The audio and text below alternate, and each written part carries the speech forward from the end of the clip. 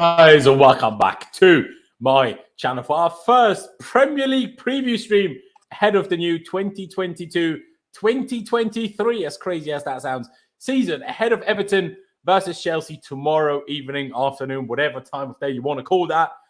But that's not it, because we've also signed Marc Cucurella.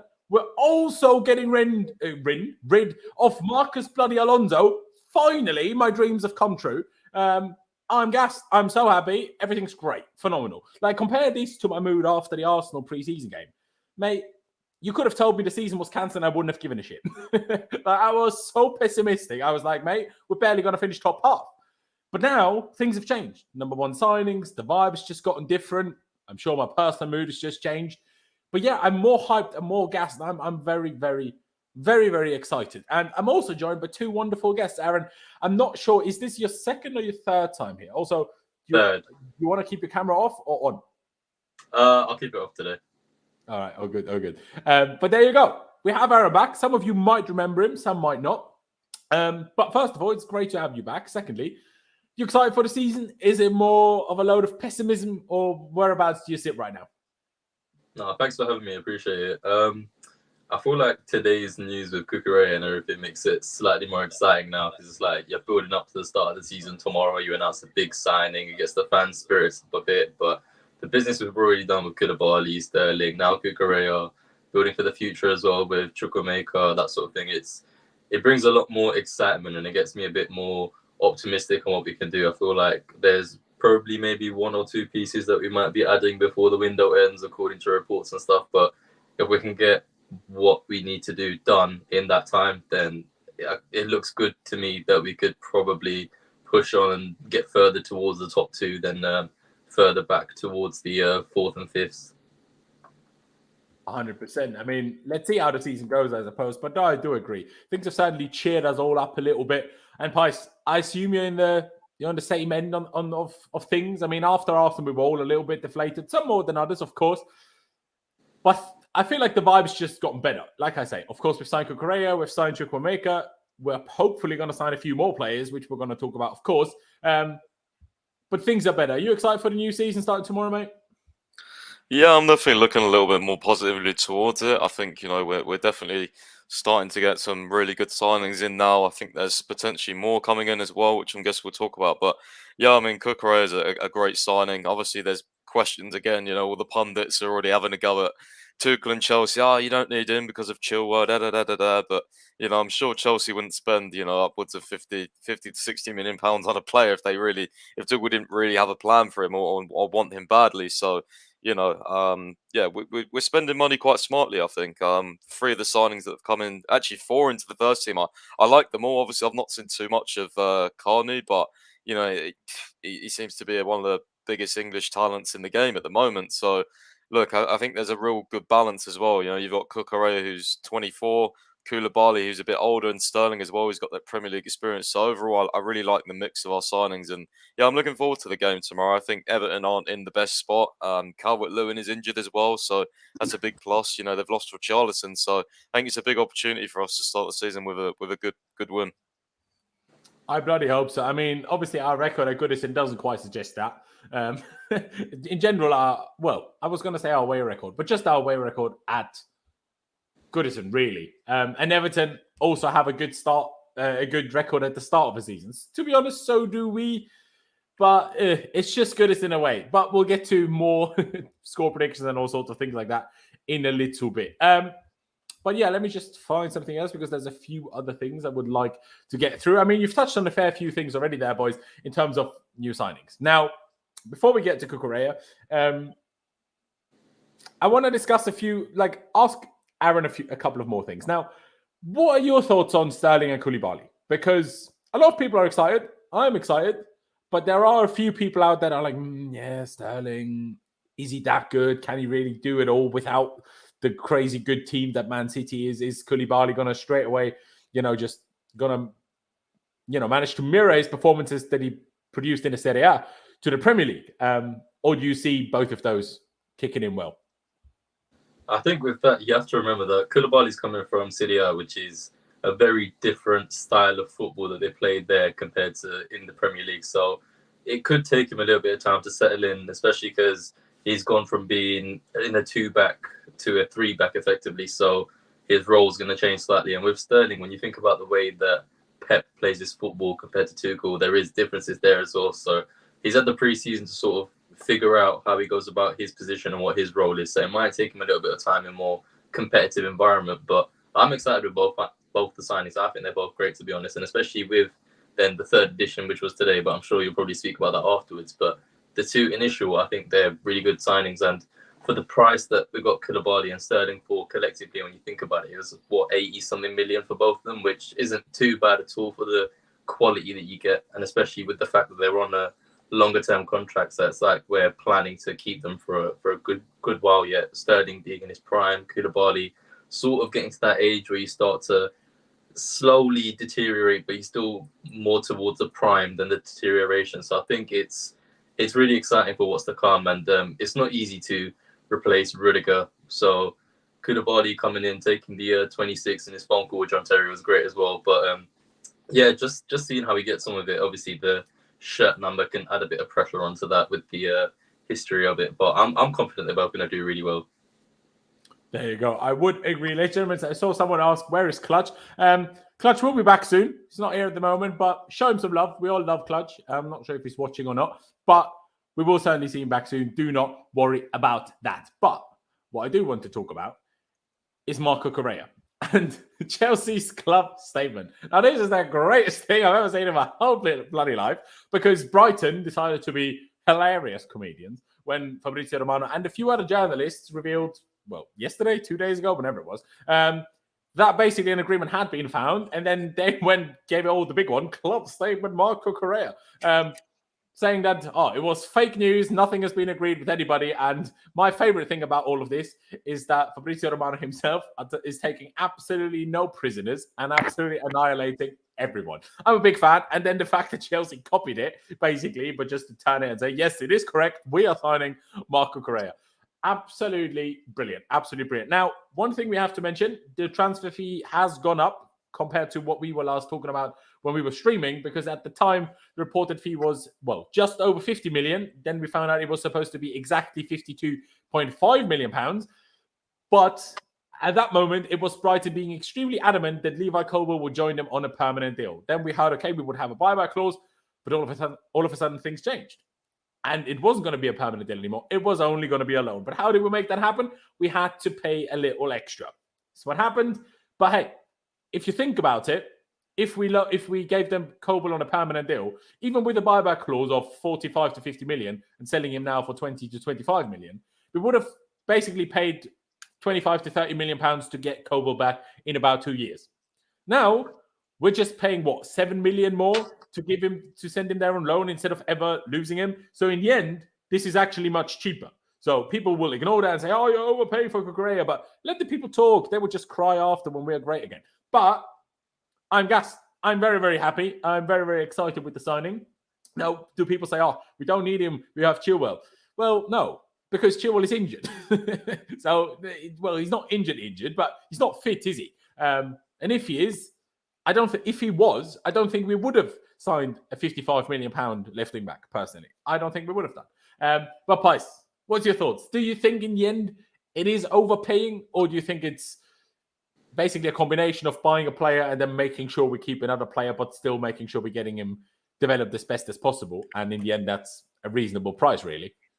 Yeah, look, what I don't like is the fact that everyone, rival fans, pundits, even Sky Sports did it this morning, they've already added the add-ons to what we're paying initially. It's like, no, that's not how it works. Like, first off, no one even knows what the add-ons are. Like, there's 7 million, but is that because we win the Champions League and the Premier League, or is that appearances? Is it goals and assists? Like, no one knows. So you can't just, so the base fee is 55 million, but everyone's saying it's 62. Well, it's not until we've actually paid those add-ons, and who knows whether they'll ever get met. And plus, if they do get met, that means Chelsea and Cucurella do well. So, like, who cares? So, you know what I mean? I don't like that aspect, but, people will run with it. They'll do what they want. I think people just thought we might be finished this summer, and it has clearly not been the case, and people are quite shocked now, so, Yeah, it's obviously a high fee, but again, that's why I said I don't think they would do this. Chelsea, Tuchel, Boehly, if Tuchel didn't have a long-term plan for him at the club. So yeah, look, let's see what happens. Let's see where he mainly plays. Tuchel referenced again today in his press conference this morning that he can play many positions in our system, and it also gives us options. So yeah, he's a multifaceted player, and he can play in multiple different positions. And just on the base quality of the player we're getting, I think he's very, very good. So yeah, it's a great signing for us. And I keep saying this, like, you ain't going to get a very good player for anything under 50 million in this market nowadays. It just doesn't happen. Very, very rarely. Koulibaly would have been at least 60 million, in my opinion, if he didn't have his contract issues. And if he didn't have his contract issues, Chelsea probably wouldn't even get him anyway. Same with Sterling. So, I think it's good market operation from Chelsea. I do too. And I mean, you mentioned it there. I will say, I haven't fact checked if Con is waffling here, but I'm just going to take his word for it. Shout out, Con. Some stats by Marc Cucurella, as he perfectly spelled out at the bottom of that. Overpriced. And I was initially confused. What do you mean 99th? It's kind of like percentile of players. So that means when it says 99th, that means he's in the top 1%, essentially. But so he's in the top 1% of successful pressures. 37.8%, while people want us to sign Ronaldo, who has 6 point something percent. So that's brilliant. Passes under pressure, which is my favorite thing in the whole world, when we can actually give the ball to our wing back and they don't lose it as soon as someone runs in their direction, which is basically what happens every time with Alonso, which is why I hate him so much, which is why I'm so happy that he's leaving. But we'll talk about that in a second. Ball recoveries is great. Tackles one is great. His touches, considering he plays for Brighton, we're a good team and a ball possession team, sure, but not against the other good teams. And there is a lot of other good teams that they don't have more possession against. For him to still be in the top 10% almost of touches for wingbacks or fullbacks is crazy. Do you know what I mean? So, yeah, very, very good. Even the progressive passes, again, that somewhat is obviously even toned down by playing for a team like Brighton. As much as they're good at it, they should be worse at it than we are. So everything's just looking on the up. I'm a big fan. The only thing I'm not a fan of is that he took the number 32. What is that for a number? 32. He might get free if Alonso leaves. I was thinking that maybe.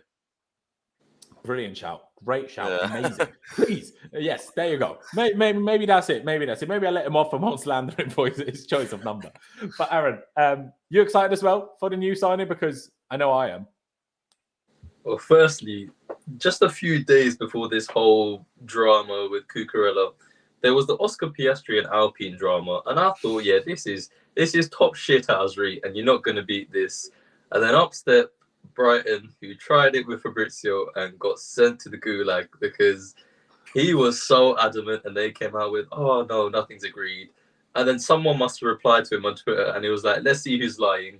And then afterwards, when they announced it, he was so smug of himself. So I thought that was great. But yeah, no, with the signing in general, I think it's great because when you look at our left-hand side, all the fullbacks that we've had, that's assuming he plays at fullback and not left centre-back. But even if he does, when you think about it, the left wing-backs we've had, Chilwell, obviously a great player. Alonso, the one thing we've always knocked him for is his pace. We now have a fullback with pace as well to bomb up the pitch. He can go up and he can go down.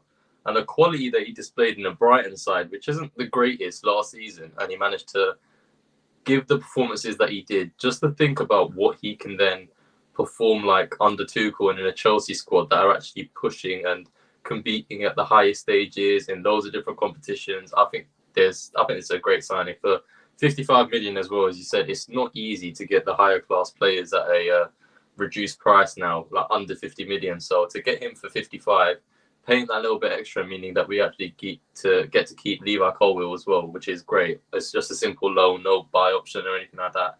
I honestly think Todd Boehly needs to take a bow because what he's done this window, for a man who's got no experience in the role as well, is absolutely incredible.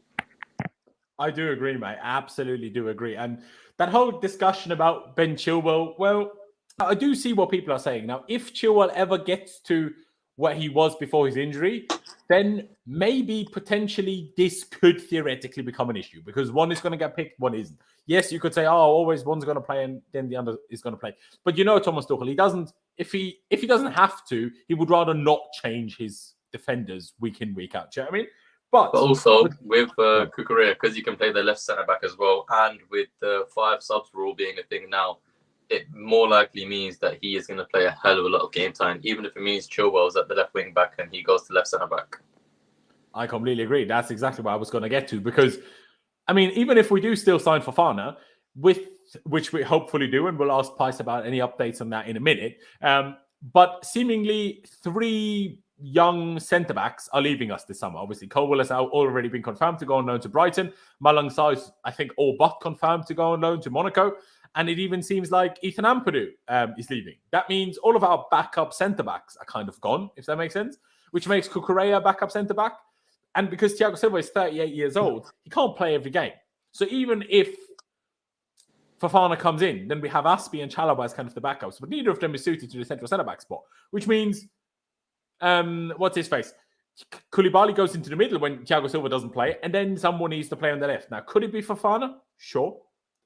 But it could also be Cucurella, and then we can just... I'm never sure whether I want to pronounce it properly and say Cucurella, or do I just want to say Cucurella because it rolls off the tongue easier? I haven't decided yet. I will come up with it at some point. But for the time being, I might mix it. Do you know what I mean? Switch it up. But yeah, so that gives him an extra position as well. And if we were to switch to a 4-4-2 again, which we used against Arsenal in the first half, whether it's Chilwell at left mid or Cucurella at left mid, that can also be used if you want to deploy that, but be a bit more defensive with it. Now, will that happen a lot? Personally, I doubt it. But there is certainly plenty of positions to play. But first and foremost, we have to say, there is no guarantee that Ben Chilwell gets back to the very same level he had before the injury, let alone get better, which obviously was still on the horizon for him without that injury. Like, we all hope so, and I believe in him and I back him to achieve that. But there is no guarantee. And if he doesn't, then we sit there for a year and next year ask ourselves, well, why didn't we buy an option just in case Chile doesn't quite have it in him, at least this season yet or ever? You know, who knows, right? We just don't want to put ourselves in a position like that. Other teams have squad depth like crazy, or they have players that are never injured and are just at a super high level. If we didn't sign someone like Cucurella, we would still be stuck with flipping Marcus Alonso. And no wonder Gary Neville and Jamie Carragher fancy exactly that. I would, if I was supporting an opposition club, I would want Chelsea to keep Alonso for the next 27 years, because the worst player to ever play for us. No, he's not. It's Timo Werner. But still, you don't want that left back to be anywhere near us, right? You don't. And as an opposition, you do. So I'm a huge, huge fan. But Pies, let me actually ask you, what is the situation with Fofana? Now, as far as I'm aware, we made it 1 bid that was rejected, or has it already been 2 by now? For Fofana, yeah, one bid so far. I think it was 62.5 million. I think L'Equipe reported Fabrizio, and I think one other, I think it might have been Nathan, actually said 60 million. So yeah, around there. Yeah, expected to go back into another bid. I think this morning Fabrizio said we're going to really push for him. Chelsea are obsessed with him, apparently. Don't know whether that means Tuchel or probably Tuchel, because Boehly probably doesn't know who he is, let's be honest. But yeah, I mean, I hope we can get this one over the line. I'm enjoying this spending spirit. I don't really want to spend like 80 million. For me, the maximum would be 70 million plus maybe a few add-ons. But for Fofana. Yeah, for Fofana, like I just... Can I ask you though, what difference does it make at that point? Like, whether you pay 70, 75 or 80, what difference does it make then? I don't know. It's similar to Cucurella for me. It's like, you know, like if the base fee was 60 plus, I'd be a bit more, I don't know, whether like a bit more unsure about it. Whereas 55, sort of 50-55 is better in my opinion. I don't know. It's personal preference, I guess. But who cares? We need to get these players in at the end of the day. That's what I was going to say. At some point, we need to make a decision. As fans, we can't have both. We can't sign all the players we want and not overspend. Yeah, I do get what you mean. And it doesn't help us that we've obviously left it late now. But I mean, Leicester have financial issues, so let's see what happens. I mean, Brendan Rodgers said today again he's not for sale. Well, yeah, until you know the bid that Leicester's board wants come in, obviously. So I don't know. Let's see what happens. It's going to be an interesting few days. Exactly, it will certainly be an interesting few days. I mean, it's not like I don't see what you're saying. That I would also say a little bit. Like, say 80 million is too much. But once you've bid 75, theoretically, and then you add another 5 million on top of that, what difference does it make? But it makes a difference when you initially talk about it, like, he would cost 80 million, now it's too expensive. But if you're already willing to pay 70, 75, and you clearly have that money available, then what's another 5 million? in my head. Do you know what I mean? Like, and same as RD says, way overpriced for Fofana. But does that matter? Or do you want to waste another 2-3 weeks of this transfer window to find another centre back? Because gone.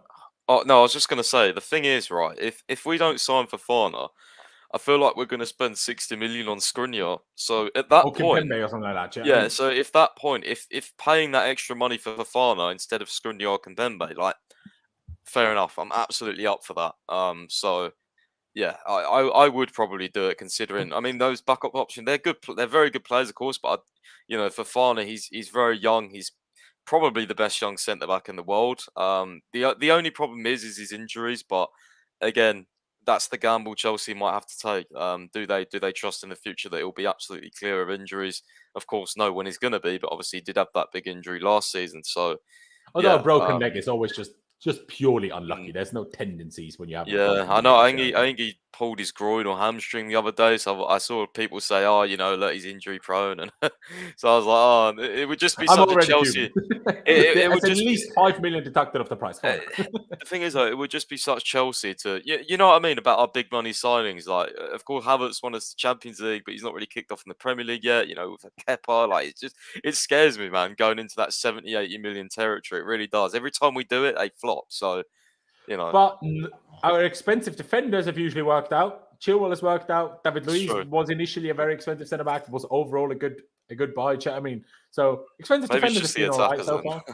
Yeah, maybe it's just the attackers and a goal. It's just a Chelsea thing, bro. Like, it's a Chelsea thing. Like, we can't have good attackers. It's just not what we have at this football club. Especially not strikers. We have good attackers, of course. Big shout out, by the way, to Chelsea OG for that super chat. Keep up the good content, or the content anyway. Shout out to his little channel. Yes, shout out to his little channel. Go find it and subscribe if you want to. But Aaron, someone asked me in the chat, and I'm properly throwing you under the bus here because you might not know. But MA is here asking, how good is Cucurella really? Aaron, do you know? Well, he's got a nice barnet on his head, but other than that, I don't know how good he is in the air. But maybe his hair gives him a little bit of advantage. But other than that, I've got no clue, to be honest with you. Because he's only small, neither do I. He's either 5'9" or 5'8". There's varying something like that. I think he's 5'7", actually. What? No, he can't be. No. I think he is. I think he is. I'm going to Google this. Hold on. Well, I saw a picture of him. He looks smaller than Azpi, and Azpi, I think, is always, I don't think Azpi's like 5'11" or 5'10". Cucurella's 1m72. I don't know what that is in feet. Is he? 1m72. Which is 5 foot. What? That's coming out as 5'6". 5'6", yeah. Apparently. No, but there isn't. Well, Wikipedia says 5'8" as a direct conversion from 172. Somewhere around that, isn't it? Yeah, because the problem is when you just directly try to convert feet to meters or the other way around, it screws it up because it doesn't it doesn't understand those conversions. Never understand that in feet the inches don't stop at 10; they go to 12 theoretically, but 11. Do you know what I mean? It doesn't understand that. So that's why it always makes it 1 or 2 smaller when you directly just convert it. I don't know why. There's some that work, but 90% of them, they just mess up the conversion, which is why, please, people from England and America, just use the metric system like the whole rest of the world and everyone's fine. It's just 172, okay? But that's the only thing that always confused me a little bit, is why he's so hyped up as a left centre back, even by Thomas Tuchel. Is that not a bit short? Like, 172 is very short. But hey, I mean, if Tuchel thinks so, he will find a way. Fair enough. Do it in your head. Yeah, do it in your head. But not everyone knows the conversions. Do you know what I mean? That's halfway between 5'7" and 5'8". Well, there you go. Not very tall. But considering his height, he can't be that bad, really, in my opinion. Again, I haven't seen any stats. I do apologize. Maybe I should have done. But can't be that bad, really, if he's considered as a left centre-back. Because his Premier League aerial stats said 40 aerial battles won and 36 lost last season, so winning just over half of his aerial duels. I swear that's really good. I swear when we were talking about Nathan Ake with Euro Expert, he was telling us that he had one of the best in the Premier League with 60%. So the fact that Cucurella has over 50, got to be good then, surely. But of course, that's also playing a lot of games at left back, meaning a lot of aerial duels against wingers, where just over 50 isn't as impressive as it would be as a centre back, if that makes sense. But yeah, I mean, at the end of the day, I'm just super happy. I'm just super happy. And the next thing I want to show you is Cucurella has now posted, tweeted, whatever you want to call it, his own first message as a Chelsea player saying, "Hello Blues, I'm finally here. So proud of joining this team and happy to have achieved one of my dreams since I was a kid, to play for Chelsea FC. Can't wait to get started." See, now I love him already. I love the hair and all sorts, but I don't like it when players always try to sell me this, "Oh, it's always been my dream to play for Chelsea." No, it hasn't. Like, stop lying. He was twerking for Guardiola. Why on earth would it randomly be your big dream to play for Chelsea when you came through the Barcelona academy? No, makes no sense. But hey, you do you. But what I'm a big fan of, see, remember when we had the good times? I mean, not when we won the Champions League, but other good times. David Luiz, we always had someone with big hair. We've got someone with big hair back. I'm very well excited. I'm very, very excited. Is there any other transfer talk that we should discuss before we get into the Everton game, Pies? I think probably the De Jong situation. I swear, didn't Harry Redknapp say on Alex Goldberg's podcast? He did, yeah. He knows that Frenkie de Jong wants to join Chelsea. Now, I haven't listened to it, but how on earth would Harry Redknapp know that? Well, he said he spoke to someone very high up at Manchester United, and that they told him that Frenkie de Jong won't be signing for Man United because he wants to join Chelsea. So, I mean, I don't know what links does Harry Redknapp have to Man United. I mean, who knows? He's been in the game for years and years. I'm sure he knows people at every single club, to be honest with you. But I believe in probably that side of the story. But how does his source at Man United know that that De Jong wants to go to Chelsea? Well, I mean, maybe they've agents have told him or something. There has been reports that he'd prefer to join Chelsea because of London and Champions League. So perhaps his agents have communicated through that to the board, and then some source at the top of United has got hold of it. I don't know.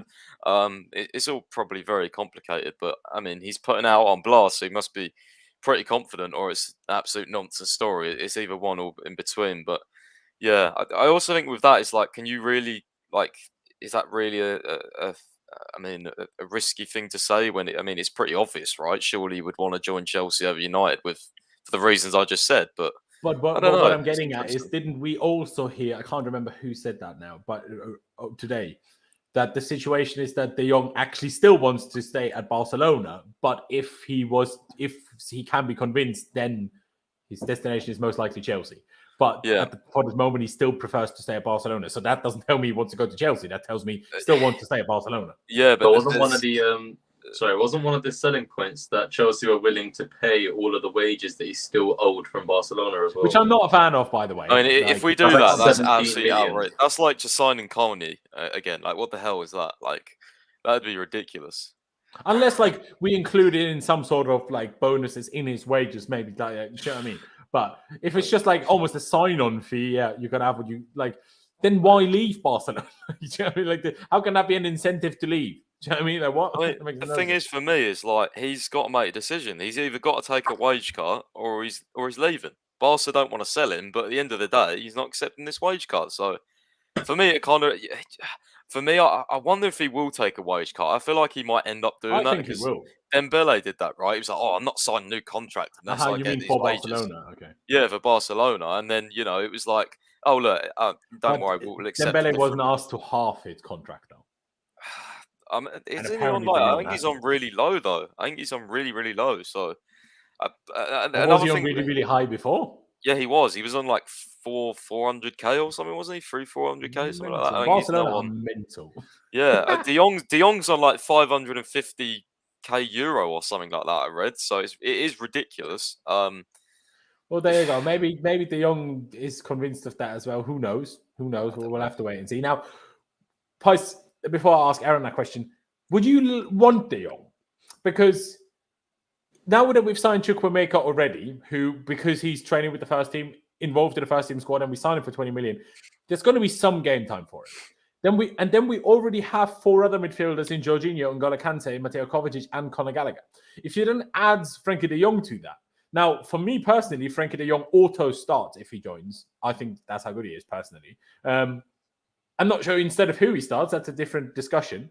But in my opinion, he's easily one of the best 2. But then, does the whole plan for Conor Gallagher of him supposedly staying, or the plan of him staying, change?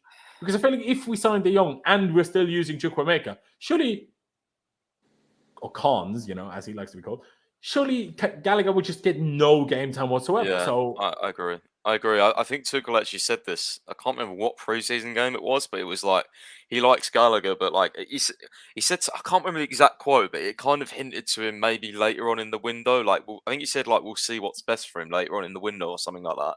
So when he said that, I thought, okay, Gallagher could still might leave. Then it's not as clear cut as I thought, and I don't think many people picked up on it. I think it was in a press conference. So. Yeah, it'll be interesting. I mean, I would want De Jong because he's a very, very good player. Also, just to piss off Man United fans and Ten Hag, I think that wouldn't go down well if Chelsea got him. But he's an elite midfielder. Like this PC, he's very, very good. yeah. I would like him as well because I think with Kante and Jorginho, they're getting on. We don't know how long they're going to stay. Kante, for me, last season midfield was one of our biggest issues. I think Jorginho got so gassed out towards the end of the season. I think this season it would be a bit better because he's not playing in the World Cup. So you'd like to think Jorginho would have a much better season. And he also had a summer off, right? Well, last year he Yeah, had the so Euro done. So I mean, yeah, I think Jorginho could be brilliant this season with all that factored in. And then I agree. you've got Kante. I mean, I know he did very well in pre-season with that goal, and everyone's like, he's back, but don't worry, he'll be injured again in 3 games. So, like, we do. But if he isn't, we're balling. Yeah, if he isn't, we're absolutely balling. If we have Kante, Kovacic, Jorginho, De Jong, Kant, like we'll have the best bloody midfield in the world. Like no one will be able to stop and us. still only play a 2-man midfield because we've got a manager that is what want to play our midfielders in that's position. what I was thinking. That's what I was thinking as well. Would he then maybe try to use the 4 more because we would have such an abundance of options? Like, I mean, Ken's or whatever his name is. I'm sorry, I'm gonna have to. I'll get this through the season. I'll say his full name, but yeah, yeah. Well, I mean, you can already say I'm not pronouncing it yet. I'm not trying it yet. But I mean, I'm surprised he's staying though because, like, I thought he would go out on loan or something. I'm surprised he looks like he's staying. To be fair, as do I, which tells me he must be an absolute bowler. Which is why I'm even more excited because if he was sent out on loan, I'd be a lot less excited about it. I mean, I'd be like, why are we spending 20 million on a player that we're loaning out when we have so many other players to sign? But if we're spending 20 million on an 18-year-old and keeping him in the squad, he's got to be great. Like, surely. Like, again, I don't know much about him, but that tells me he has to be good. That's my logic. I mean, I said to you the other day, the guy who I know is a Villa fan. He was happy about the fee, but he was like, I can't believe he's going to Chelsea. Like, he's really good. So I was like, all right, fair enough. Let's hope he is. There you go. I saw someone make like a reasonable point, which I'm not sure how valid that is. But when I think about it, by AK6, they should knock the 17 million off his price if we pay those wages. Because now, just because De Jong would leave, because they are deferred wages, aren't they? So wouldn't Barcelona still be obliged and obligated to pay De Jong that 17 million, even if he does leave? Because they are just wages that they asked him to defer to pay him later, not wages that he gave up, even if he leaves. Because if we say we sell Alonso today, we can't just now take off his wages for the last 6 months. That's not how it works. He was a manager. He was a player of ours until now. So we have to pay him the wages until now. So maybe what AK is saying, as much as he's maybe just throwing it out there, maybe that's actually a thing. Because if Barcelona can save themselves paying the money to Barcelona and we kind of pay him that way, then it's more okay. If that takes 70 million off the transfer fee and we then pay to De Jong so everyone's happy, maybe that's a much more feasible option in my books. But Aaron, what do you think about De Jong? And do you agree with me that if he were to come, that he would basically or guaranteed to be a starter? I agreed with some of what you guys said, but some of it I don't. I agreed with the sense of, I would really like De Jong's world-class player, get straight into the midfield. But what I disagreed with is what you said about Conor Gallagher and it sort of taken away from his game time. Because I think when you have to look at it with the whole 5 substitutes rule, playing 50-odd to 60 sort of games in a season, you're not going to play your bigger names in like the FA Cup early rounds and the Carabao Cup and all that sort of thing. When you're playing the smaller teams in the Champions League, you tend to probably rotate a little bit more, especially when you've got a lot more to play for within the league. I think it actually doesn't impact him as much as you think, because if you had De Jong come in, for example, and you had De Jong, Kovacic, Kante, Jorginho, you left out Ruben as well, I'm surprised, Gallagher, and then, I don't know if I'm forgetting any names, but when you... We'd have 6 midfielders, bro, if Frenkie joined and Gallagher stayed. Like, that's a lot. Ruben's more of a wing-back option now, I think. For And Tuchel. theoretically, make if a you point want to about there include being a Ruben, lot, but- it's 7. Do you know what I mean? Like 6, 7, that's just, for me, I know we've got 5 subs, but we've got loads of attackers as well. Because I think there's a to couple bring of on. things to Like, consider with this. First of all, Aaron, do you really think Gallagher would be happy to go from starting every game for 2 seasons for West Brom and Palace to playing a couple of cup games a season? I don't think he would be happy with that at all. I don't think he'd be content with being as rotational as he would be if we signed De Jong. But then in the same way, Tuchel, he probably will be switching between the 3 back and the 4 back, etc. So when he switches to the 4, you have I don't think more so. in midfield. With how bad we were in the back 4, we've clearly never worked on it. So clearly we can never play it. God knows what's going on behind the scenes, but maybe he's been working on it a little bit. Who knows? But same way, I mean, maybe since then, but yeah, no, I get what you guys mean. It probably will, but maybe just not to the degree. And the one other thing, make it sound. if we switch to a back 4 with 2 8s, then you're right. Because then, even though that takes Mount back into, adds him as a midfield option as well, but right now he's in the forwards in this formation. But then maybe it's more feasible because De Jong could arguably be used as the 6, and then you have Kovacic, Kante, Gallagher, and Mount as the 8s, really. So that would probably potentially work. But I would say if we stick to the same formation that we have used for the most part so far, the 3-4-3, and with 2 centre midfielders, even having 5 subs doesn't really change much of that. Because even having 5 subs, do you really think Thomas Tuchel will change both midfielders every game? I don't. He will change one. He will never, because that changes too much. Like, you don't want to. The midfield is where you control a game from, so you don't want to change both midfielders. I don't think, unless you really have to or you're really comfortable in a game. So I don't think that gives Gallagher enough game. Like, it gives him enough game time for if he was Billy Gilmour and was 18, 19. But not for Conor Gallagher, who's 22 and has played 2 full Premier League seasons and has been like player of the season for Palace. Like, sure, maybe not everyone agreed that he was that, but I feel like that's not enough for him. And I like Gallagher. I don't like him in this position as much as I like him in another position, but our manager isn't playing a different position. So as a formation to allow them to play a different position. So, I mean, I hear what you're saying. Fair enough. I mean, it's always good to have different opinions, but I just fear that, well, one of 2 things would happen. Either we would let him go or we wouldn't, and then he would become unhappy and eventually go anyway, and then probably on a permanent rather than another loan. But who knows? I think only time will tell, really. Yeah, that is very true. I mean, I'd rather have too many and then but too many good ones, not like Barclays. Because we have to consider that as well. We haven't found somewhere to loan or sell Billy Gilmour to yet. We haven't found somewhere to loan or sell Ross Barkley to yet. So at the moment, it's not just 6 or 7. At the moment, it's 9. There's a lot of midfielders that we have at the moment. Billy Gilmour didn't even get a squad number, did he? So he's probably not in the plans. And then if you factor in maybe injuries throughout the season. But still, we haven't found somewhere to sell him to, though. So at the moment, he's still here.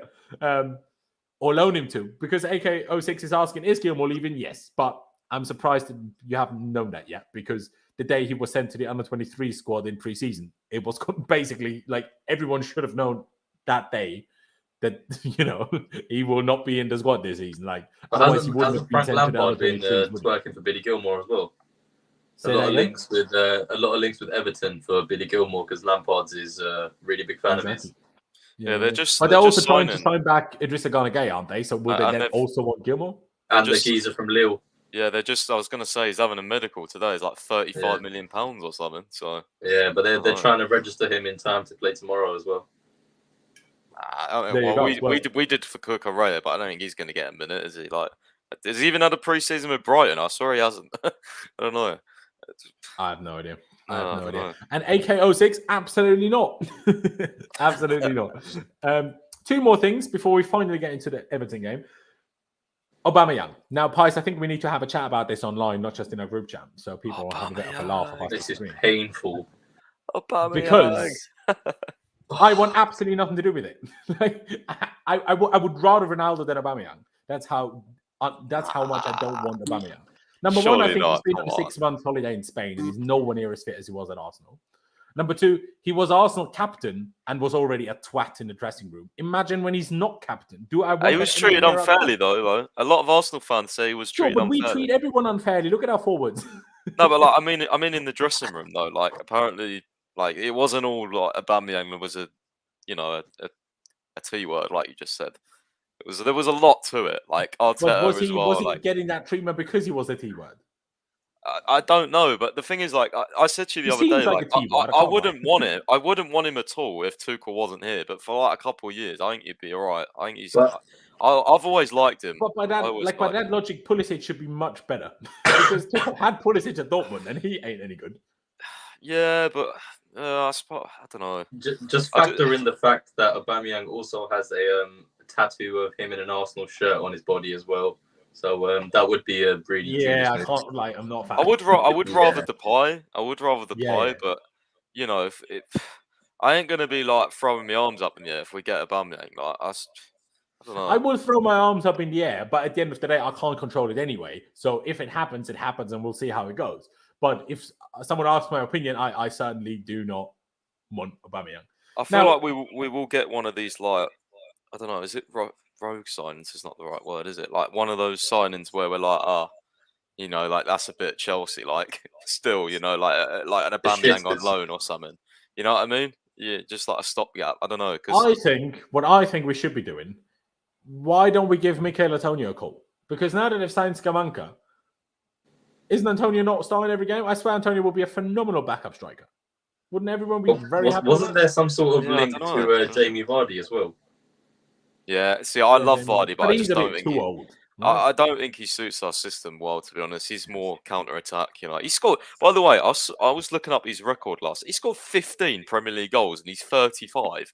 That guy is really He's mental. He only started playing Premier League football at what, 27 or something? 25 and he scored 15 goals. That's like mad. It's crazy. He's got more Premier League goals than Drogba, and he only came to the Premier League when he was 28 or something. Yeah, he's really proper all-timer for the Premier League. Really good player, but Book of Eden is very unhappy with me saying we should sign Antonio.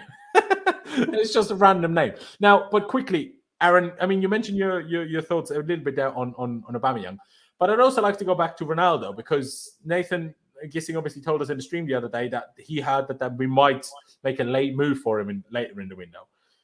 The situation hasn't really changed. And I was on VJ's stream earlier, and I think we came, like he said it very well, when like if we were in a position where adding Ronaldo's goal might win us the league, it might be worth it. But because I think we're so far off City and Liverpool that even Ronaldo's goals wouldn't help us win in the league, it's not worth the drama. And Son Ronaldo never comes without drama. Ask Juve and ask Man United. Just ask him. Like, it doesn't come without drama. And yeah, that's true. If he's not going to win us the league, if we're going to come top four with or without him, is it worth it? And I don't think it is. The thing is, the biggest problem we have is when you look at our squad, where you don't see goal scorer anywhere.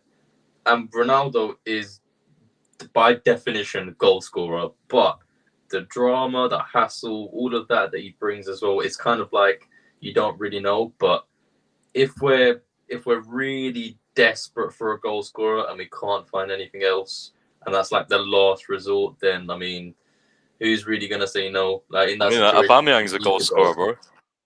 Aubameyang's a goal scorer. Let's not play these jokey games now. At least Ronaldo doesn't have a tattoo of Man United. Yeah, exactly. And getting a Ronaldo on the back of a Chelsea shirt, just a shithousery of it all, would be hilarious. The thing is with me though, I was like all for it when the first ever tweet came out. I was like, yeah, absolutely, come on. But then the deeper it's gone, I just feel like, especially the stuff I've read as well, it's like it just feels like he'd be using us. Like he wants that Champions League record to keep going. It's like he doesn't get like any affiliation with Chelsea whatsoever. Like he loves Man United. He came back for Man United. Why on earth would Chelsea fans like want him? Like, but he doesn't love them as much anymore considering how hard he's trying to leave. He still loves them more than Chelsea. Like, you know what I mean? Yeah, like, sure. what if, like, I just don't really. It would just feel like, oh yeah, cheers Chelsea for taking me for a year or two. I'll score a few goals here, then see you later. I'm off to Portugal. But then also he wouldn't join if he doesn't get the 7, and I don't want anyone touching Kante's number 7. So if he comes, he's not even going to be CR7. Kante Yeah, without but 7 see, would look I'm weird. different to you, Aaron, there because I hate the fact that Kante has the 7. I Why think do it's we have a brilliant. central defensive midfielder or central midfielder with the number 7? I know we I did that find with it Ramirez already, hilarious. but it already triggered me with Ramirez. No, I find it hilarious, man. If Ronaldo came to Chelsea, he wanted the 7, and Kante was just like, "Nah, mate, that's mine." You're gonna have the 77 Ronaldo's got to wear like 77 or some shit. That'll be hilarious. because he hasn't even got the 17 because Sterling's got that. Right, Yeah. CR9. No, we can't give CR9. him the number 9. He wouldn't score a single goal. Well, For we us, need a number mate. 9 now. We haven't got one, so we can take that. Bro, No, CR9, it's cursed, and if he bro, it's doesn't cursed. score, we just ban the shirt. It's CR9. If he doesn't, He can do be it, R9 we Ronaldo. ban it. But let's just ban the shirt without even trying first. Imagine. Just think about this for a second. Imagine Chelsea signed Cristiano Ronaldo and he doesn't score more than 5 Premier League goals. Imagine that. That probably would happen as well. I just Like don't that would be the most. Like we would never get. Like even if we wanted the great strikers, none of them would ever want to come here again because they'd all be terrified for their careers. Understandably so. Fair play. Do you know what I mean? Like it's crazy. It's crazy. But if they're But not one scared last thing now, we do then need that'd to be discuss. worse. Go on, Aaron. Sorry. I said if they're not scared by now, then I don't know what's going to scare them. Yeah. Well, Ronaldo would scare you. If even Ronaldo can't score, who can? We just have to bring Didier Drogba out of retirement, and he'll still score better than all the other ones combined. But the last thing we need to discuss in terms of kind of transfer news is Cesar Azpilicueta, Mr. Captain, has stayed and signed a 2-year extension. Now, mind you, not a 2-year extension on top of his already 1-year extended contract, but 2 years from now. So it's basically a 1-year extension to what he already had anyway. But it didn't just come about like actually, I've changed my mind. I love Chelsea more than anything else in the world. Who cares about Barcelona? I'm staying. He got a 30k pay rise per week. So he went from 150k to 180k per week. So that's why he's staying. But if Tuchel wants that, fair enough. Like, I'd rather give Azpi a little bit more money than spend 35 million on Kyle Walker-Peters. That's the craziest thing I've heard all of this transfer window. Honestly, Kyle Walker-Peters. Mental. It's like you're signing I can't even make good analogies. That's how bad he is. Play the WhatsApp I just sent you. All right. Did this Ian has sent me a new thing? It's going to be like Cucurella song, isn't it? Yeah. Oh, yeah, that's good. yeah. Because he tweeted it and I was like, "What's the tune to that?" And I was like, "I want a rendition." Brilliant, And mate. I've listened to it. I've replayed it about 10 times. It's fucking brilliant. I love it. No, it's not that one. It's another one. Oh, it's not. It's another one. So let's listen. Cucurella, oh Cucurella. He eats paella, he drinks Estrella, his hair's fucking massive. I like the fact that Cucurella, what's that paella, tune and to? Estrella all rhymes. That's Don't we very have good. that? Whose song was that? I recognise the start of it. We had something like that. He says it's Harry Maguire, but I swear we've seen that of others. Oh, it is, yeah. It's because they say his head's massive, isn't it? Yeah, Harry Maguire. It's that one, yeah. Apparently, there's a new tweet by Ben Jacobs on Fofana. So let me just get that one up. And people are saying Kyle Walker-Peters is a good backup. No, I'm not saying he's not a better backup than Kyle Walker than Ruben Loftus-Cheek. I'm not disagreeing with that. But he's not worth 35 million. At that point, it's cheaper and easier to just keep Azpi for another 2 seasons or a season and buy Livramento next summer. That's still my idea. Have you got the Ben Jacobs tweet up? Because I've got it. I'm just loading it and I will share it in a second. There's a lot of things about Brendan Rodgers saying Fofana isn't for sale, but Brighton also said that a fee wasn't agreed and that happened the next day. So I don't know really what that does for the news. Doesn't really mean anything. Yeah, I mean, all love to Ben Jacobs, but there's not really anything new in this. The Chelsea latest bid for Wesley Fofana is over £70 million, except that, and won't be the last one made if rejected. Brendan Rodgers again said Fofana isn't for sale, but Todd Boehly means business. Fofana is Chelsea's number 1 target between now and when the window shuts. Well, then let's get that bid sorted soon. But let's take it back to Azpi, guys. Pice, what do you think about Azpi staying? That's the one. Oh, Frankie Lampard. That's the same. It's the same tune as that. Yeah, I knew there was a Chelsea one that was. It hit me straight away. Yeah, exactly. Of course. There's but about the 50 Rihanna songs. one. The Rihanna one for Cucurella is also very good. I can't lie, it's very good. Yeah, for sure. But go on. What's your thoughts on Azpi staying, mate? You know what? I'm going to give you my true feelings. I don't like it. I don't like it really. I've had complaints over the year whether his leadership qualities is as good as we think it is. I don't think it, like, yeah, he leads on by the pitch by example, but there's multiple players that do, for Chelsea. I don't think he's as much of an anomaly that Chelsea fans think he is now. The thing that I don't get is that we've got, I said this to you in the chat, we've got we will have 2 right centre-backs in Chalobah and hopefully Fofana. We've got 3 right wing backs. Even a right centre back? Because I swear, he will play there 100%. Yeah, he will play there. Yeah. But as in, he used to playing on the left, if anything. I mean, for me, whatever way you spin it, I just don't. You never think know. He Maybe it's the plan that like, Fofana starts in the left and Koulibaly in the middle, and Thiago Silva gets a lot less games than we expect. After last season, I don't want Azpi starting though. Like, he's just not. No, neither do I. He's not it anymore. Like, I just don't get it. Like, why? Just let him and Alonso go to Barca. But look, what can we do? Like, I love the guy for his service. I just think it might be a bad decision next season. Who knows? I just think. Even when Lampard was here, bro, I remember me tweeting out like Azpi's legs are gone. We're now in nearly 2023. And he's still bloody starting. Like, he's the captain. He's going to start games. Like, he's going to start tomorrow. Like, absolutely. Yeah, he's going to be a ball boy. Like, no, he's not. He's going to play a lot, and it's like that's the problem. I don't know. We'll see how it plays out. Absolutely. I think it's a problem. I hear you. I mean, like I say, if we sign Livramento next summer, I think it's a great decision now because Azpi provides a stopgap. Whether that's for right centre back, a bit of right back if we switch to a back 4. If really against the top side, I'd right wing back. Against lesser sides, I'd rather Callum or Ruben at right wing back than not him. But against a better team, I would then just go for Azpi. I don't mind. If it's only a stopgap to Livramento, it's better than signing anyone because it stops us signing Livramento next summer. That's what I will give them. But Aaron, what's your thoughts on Azpi staying? And Jem is here. You can't see him yet, but Jem, please let me know in the private chat whether you're going to turn your camera on or not. Because if you are, I'll wait until you've got it ready. And if you're not, then I can just add you. But Aaron, your thoughts on Azpi staying? I don't think it's that bad, but at the same time, it's kind of like you can see he's nowhere near the same guy as he is. So if it's like a rotational, like heavily rotational sort of role, then it's not the worst to have a bit of depth. But if this is with the intention of like, okay, like you're going to play like a fair share of the games, then I don't know. It doesn't seem great to me because his legs are gone. He hasn't really got the pace anymore, and like his reading of the game has always been good. But like you can only do so much with the reading of the game when your legs can't even keep up. So it's kind of like I'm not really too sure how I feel about it either. But he's the captain in it, so you can't really say too much about it. There you go. I mean, I do hear that, and in terms of the leadership quality stuff. While I do have those similar feelings to Pi sometimes, at the same time, I'm like, I'm not there on a daily basis. Thomas Tuchel is.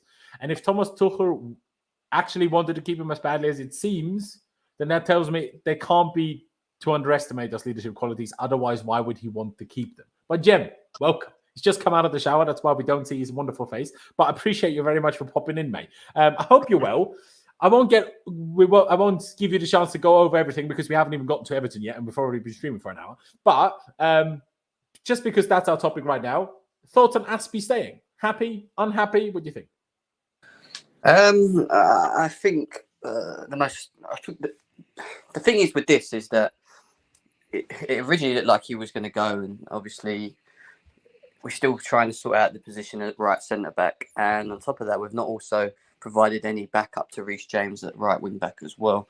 I think, and I've said it from the beginning of this window, that I don't think that we're going to be able to subsidise or cover all of the areas that we need to in this one window. And I think what was going to happen was that we were going to have to, in certain areas, have some players in that are just going to be like a stopgap. I know Azpilicueta has agreed for 2 years to stay here, but ultimately he does offer an option to play as a right wing back. Now, if it's on rotation basis and we don't see a lot of Azpilicueta throughout the season, he just comes in 20 minutes a game, half-hour game, maybe starts the FA Cups and the Carabaos, for example. If it's like a case of, I don't know, Loftus-Cheek or Hudson-Odoi starts wing back, we're 2-0 up, and then Azpi comes on to see it out. Exactly. Yeah, that makes sense. And that, for me, I think that's what Tuchel wants. I think he knows he's got the experience. He knows He knows that he's got the sort of part. I would say he's a pure leader. I don't think he's really a leader, but he has that. He has that a little bit in him. But it's just about the versatility and having players that can adapt to different systems. And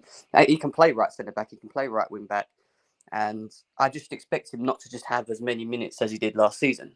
But with Ruben Loftus-Cheek probably still being there as well, you could probably see Tuchel using him as a right wing back if Reece James is out, and then maybe utilising a switch with him and Azpilicueta and things like that. So I just think he likes to have the option to be able to switch, something we didn't have last season. When you think about it, we got injuries and we struggled because we then sort of forced people to play in positions that shouldn't have really had to play in them positions. So yeah.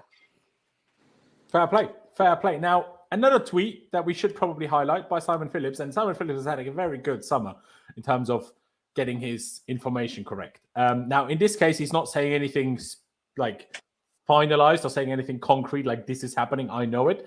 But he has obviously confirmed that bid by Ben Jacobs that we read through a few minutes ago.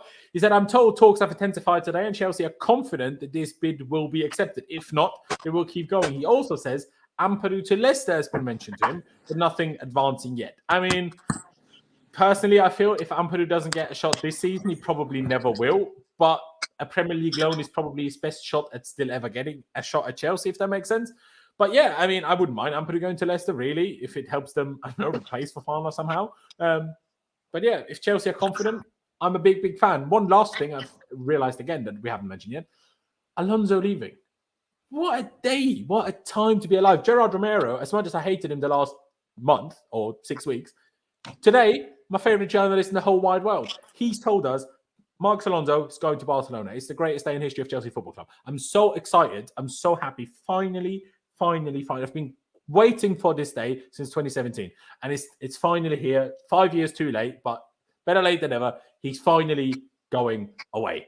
And also for all of you guys in the chat that actually do somehow like Alonso, if if he's gone, you won't have to listen to me hate on him all the time anymore. So great news for everybody. Jem, I'll stick to you because we haven't had that much from you yet. You're also happy Alonso is leaving. I'm not sure if I'm doing you a disservice here, but I feel like I remember you were never quite as harsh on him as I was, or am I remembering things wrong here now? As a Chelsea fan, this has got to be one of the greatest days of my life, to be honest. Like, there's not been many of them in the past, but actually there've been many. But when it comes to specific players leaving or staying, whatever, Alonso has got to be one of them guys that it reminds me. And I know it sounds horrible because to be honest, he served us well, and whatever. I get that. He won a league with Conte, and yet he was very good under Conte. I get all that, but it's just reminds me of a bit like a cockroach. Like he just can't, like he's just there. Like, and I know like he's a blonde cockroach. I know he's level. I know that what he can bring to the team. I know that it's not of the level of Chelsea. Ultimately, he's had the one odd good games. Some people may argue and say, "Well, Jim, you're being a bit harsh because he's had good games." But it's one of like 1 out of 10 for me, or 1 out of blooming 5 that are amazing, like the Real Madrid game away, right? When we come back 3-0, but everyone was great on that day. So, thank you, Alonso. Thank you for, winning titles. We're under the Conte era, and bringing something a little bit different as a wing back down the wing at that point. But ever since that, mate, there's not much more to say other than it's about time. See you later. Mate, I could not agree more. And I just really hope it's the end of it. Aaron, I assume you agree? I think it's a shame that we never got to see the Alonso at striker, but other than that, yeah, I'm chuffed. That is a bit of a shame, to be fair.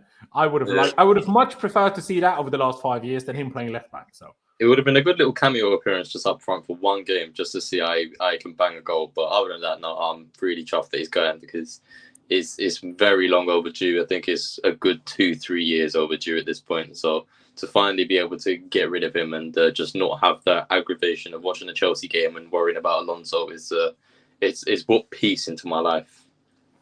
There you go. I do agree. Pies, I know you agree, but your thoughts? On Alonso, I mean, yeah. It's just the greatest day of my life, really. I'm joking. Honestly, I've had so much. When Werner leaves, yeah, that'll be the. No, but honestly, it's just, I can't watch him again, man. Like I really can't. Stress, just pain. thank you for the service, of course. He was great under Conte, but you've stayed far too long, in my opinion. So please leave. Thank you. That's all I've said. There you go. Now, And he's not a we will- legend. People stop saying he's a legend in the chat. Yeah. He's not a legend. It annoys me. It's when people say that. ridiculous. I'm like, sorry, do A you legend? want to Are you disrespect mad? our actual legends anymore, man? Imagine classifying Alonso as the same thing as John Terry. Sorry, have you heard yourself? If that's our standard of legend, then we have something wrong at our football club. Mate, Marcus Alonso wouldn't even be a legend at my local club. And we play 4th division these days. But I have something fun for you now, ladies and gentlemen. We have something new, a new segment of our previews, and I'm very, very excited for it. Our good friend Bertram, if you know him from the stream a couple of weeks ago, a good, lovely Danish friend, he came up with an idea of why don't we, in previews, always do a little like a quiz to my guests about the fixture between us and whichever game we're previewing. And he has actually literally just offered to send me those questions ahead of every game. So now, boys, I have some questions for you. They're not Pice difficult. exposed. Pice Yeah, exposed. Pice exposed. No, but they're not questions that you'd be expected to know. It's just a little punt. It's just a little bit of fun. So, question number 1, and at some point I might try to get those up on like graphics so we can actually all see them. You don't just have to listen to me say You're them. getting fancy, aren't you? Exactly. I'm a bit fancy. First question. And I mean, you can all just, I don't know, shout if you know the answer. And otherwise, I'll go through one by one and see what your guesses are. Which Everton player scored the perfect hat-trick against Chelsea at Goodison in the 15-16 season? That's a difficult one to tell you. Wait, say And that again? obviously, ladies and gentlemen, in the chat, you can, of course, put your answers to the question. A perfect hat trick. A perfect hat-trick. That's how Bertrand worded it. I assume that Wait. means left foot, right foot. Wait, head. can you say that question again, bro? I didn't hear it. Yes. Which Everton player has scored the perfect hat-trick against Chelsea I know at this. Goodison? I know Is this. it? I got it, I think. No, look, but buzzer. No, hold on. I got it. No, I was about to say it. No. Boys, I've I'll put got it in it. the private chat because we will keep I'll put record it in of the chat, I'll put it how in the well chat. people do in comparison to how often they're on, of course. Bang. So put the answers in the private chat. Yes, I mean, to be fair, you've had time to read it from the chat by now, which I hadn't really considered. But we're No, let's not. Right, Let's not give it that. We're not reading the chat. I've got one monitor. I'm not reading chat. I've got one monitor. I'm on my phone. I'm not reading Yeah, the chat. I've got my phone, All but I'm on Twitter, okay? I'm on Twitter. All right. Ladies and gentlemen, by the way, in the process, while we're answering quizzes here, please subscribe and smash the like button and check out Jem's channel and Pice's Twitter. And, well, Aaron maybe tweets one day, then you can check out his Twitter. Next question. Wait. How Hold many- on. Can we establish if we're doing buzzers or chat here? Because I need to know, because someone tried to cheat the last question. So Okay, well, we'll do buzzers, but if I can't decide who went first because of internet connection stuff, then we'll have to go back to private chat. Okay? were we right though? Yes, you were correct. I thought that was clear. You were all, yes. Stephen A. Smith was the person that scored that perfect hat-trick. Question number 2. How many ex-Chelsea players to Everton have in their team right now? And who is it? Wait, how many ex-Chelsea? Right now? Mhm. Bloody hell, hang on. Oh shit. I've got... I can give you a little hint in a second as well. I know one. Okay. Who's the other one? There's got to be more than one.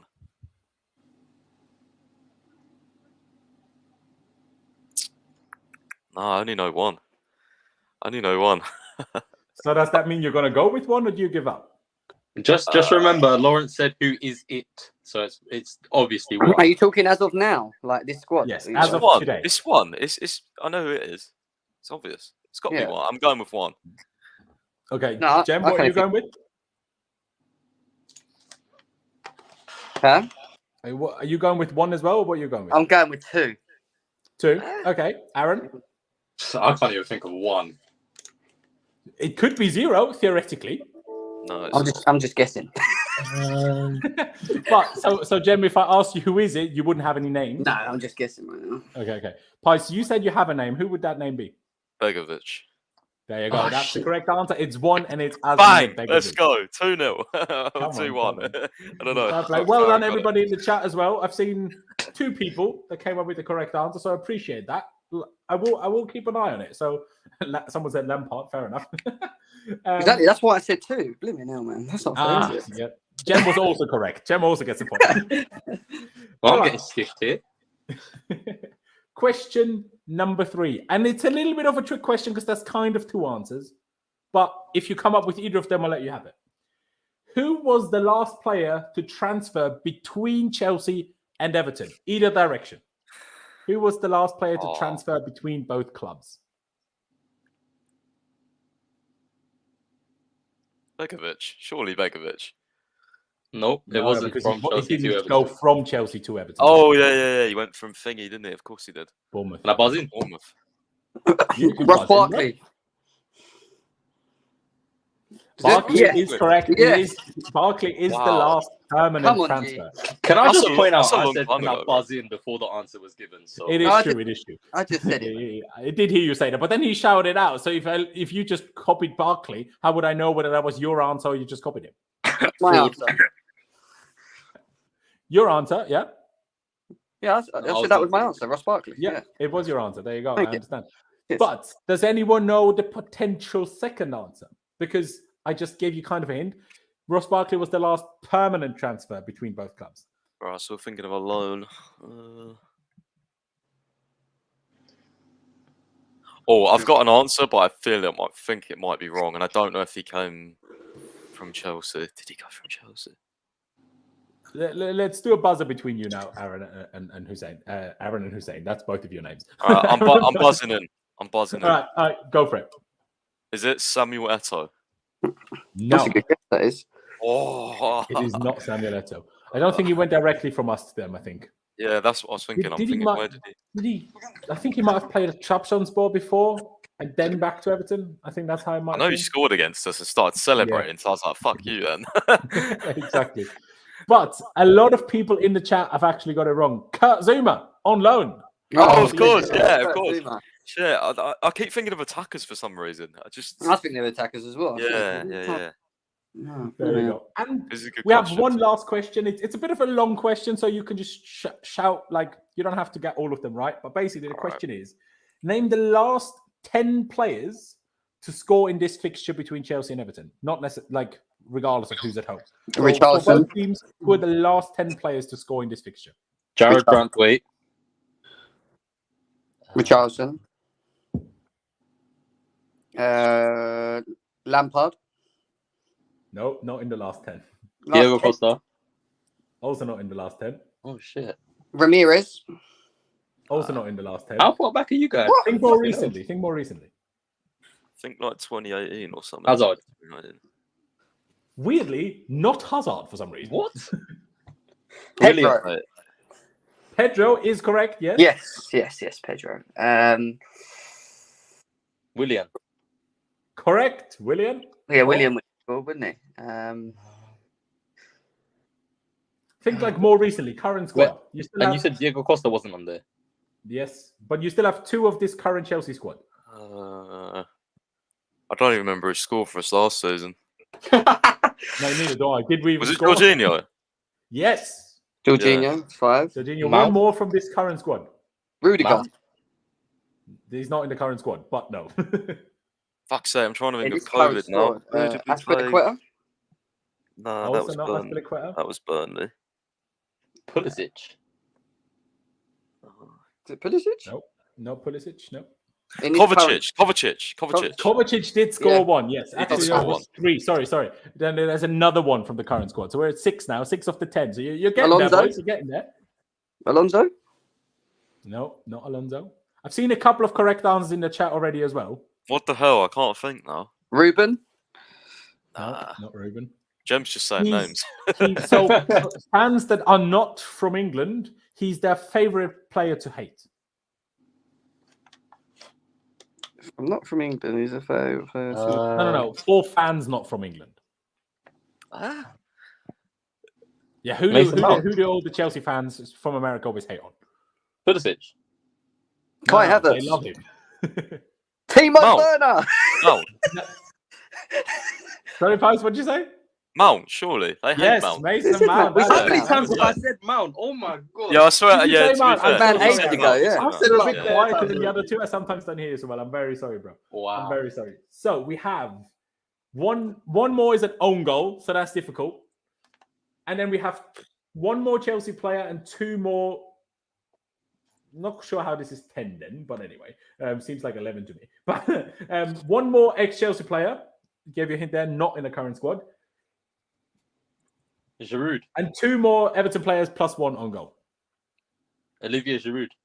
Yes, correct. That's 8. Theo And then Walcott. 2 Evertons. No, not Theo Walcott. I'll give you a hint. I'll give you 2 hints. Wait, can I don't want to say this guy's name on stream, but did he play for Him, Everton? yes. Then, Yes, yeah. that's correct. Yeah. Shit. I assume everyone clocked on who he's talking about.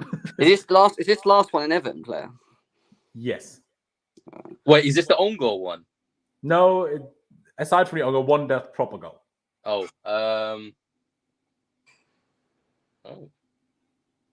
Calvert-Lewin? Exactly, he's injured. This Calvert-Lewin. time he's injured. Yes, Calvert-Lewin. And the own goal was Godfrey. So that was a fun little quiz. I don't know if everyone enjoyed it. I enjoyed it. I had a good time. Like I say, I will try to probably get these like as graphics so we can all read them and everything. And I might think of a better idea of how to get you guys to answer whatever.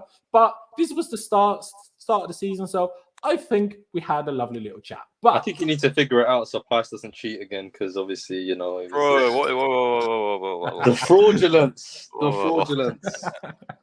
all right, calm down, boys. But let's do this this predicted lineup. Let's talk about the team that we think will play, that we want to play, all sorts of things. We're going to play in the away kit, which has been announced alongside Cucurella's announcement of his signing. So it's basically all white. So that's why we're in all white on screen tomorrow. Now, Pies, I'll start with you and a random question, because somehow VJ seemed to have thought that Mendy might not be available. I assume that's wrong, right?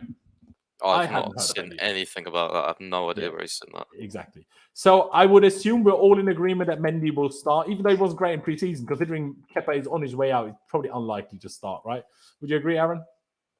No shout for Bettinelli, no? Nope. Okay. Yeah, we'll go with Mendy then. Fair. Jem, you as well? Yeah, obviously Mendy, innit? That's all we got. This is all we got, really. It's true. And Pies, I assume you agree as well, yeah? Yeah, I think, got to be in it. And let's start with the difficult one, or maybe difficult one. Let's start with the right side centre back, because the other two are kind of guaranteed. I'll start with you, Pies. Who do you reckon? And you can tell me whether you would have a different player to start than you think Tuchel will, but who would you put there? For right or left? Right side of centre back. Fofana. Yeah. Chalobah. Do you think Tuchel will play Chalobah as well? Yeah, and I'll tell you why in a minute. All right. Aaron, Chalobah for you as well, or do you think, well, probably Azpilicueta is the only real other option? AZPI, because he's just signed a contract extension, so he'll probably play him. Potentially. Jem, Chalobah, Azpilicueta, what do you think? I want Chalobah, but it'll be Azpilicueta. This is exactly what I think as well. I want Chalobah. I think it will be Azpilicueta. Pies. Why, or do you want to wait to another position to explain what you meant? Wait to another position. Fair play. Central centre back. I'm not even going to run through all of you. If you have a disagreement, shout. But I'm pretty sure we're all in agreement. It will and should be Thiago Silva. And then at left centre back, it will and should be Mr. New signing Kalidou Koulibaly, whose name I spelled completely wrong. Koulibaly. There you go. Who I'm very excited to see. But we're all in agreement on the rest of the back three, yeah? Yep. Yeah. Yep. There you go. Brilliant. Right centre back, right wing back, my bad. Well, I think it's pretty straightforward, but now that Pice has said he thinks maybe Azpilicueta will play somewhere else, which is hinted at, now I'm not sure. But I would say it's very straightforward that this will obviously be Reece James. I'll keep Pice to last for this one. So, Jem, Reece James a right wing back, yeah? Reece James, nothing else. Aaron? Yep, I'm just surprised you didn't give Ruben a shout there, but Reece James. We'll get to Ruben, don't worry. Let's start him up top. Oh, no. Pice, Azpilicueta, is that what you're shouting at for right wing back? No, Reece James here. Reece James here. Oh, I Let's see what he's wing back. doing. All right.